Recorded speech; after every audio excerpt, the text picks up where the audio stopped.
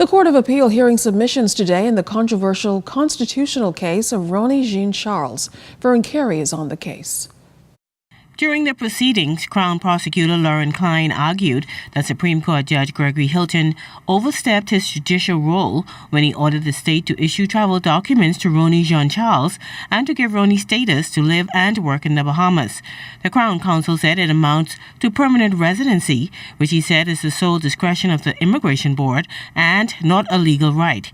He also noted that Roney's birth certificate does not by itself confer citizenship. 35-year-old Roney was born in the Bahamas to Haitian parents, but he did not apply for status at the appropriate time. He was picked up by immigration officers last year, detained, and eventually deported to Haiti.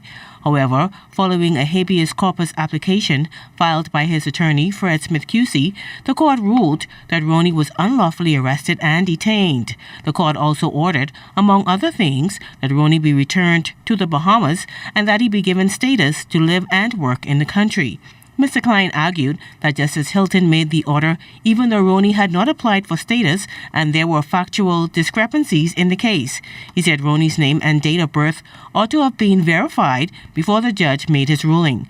The Crown Counsel said Justice Hilton also attached great importance to the fact that Roney had never left the Bahamas. He said there were admissions from Roney's own counsel that he had been granted several travel documents in the past. Mr. Klein said the judge was wrong to find that Roney's constitutional rights had been breached. He then asked the court to set aside Justice Hilton's ruling ordering that Roney be given status to live and work in the Bahamas, and to set aside Roney's constitutional motion or that it be sent back to Supreme Court for a rehearing. However, Mr. Klein asked the panel to affirm Justice Hilton's ruling, which dismissed Roney's habeas corpus application.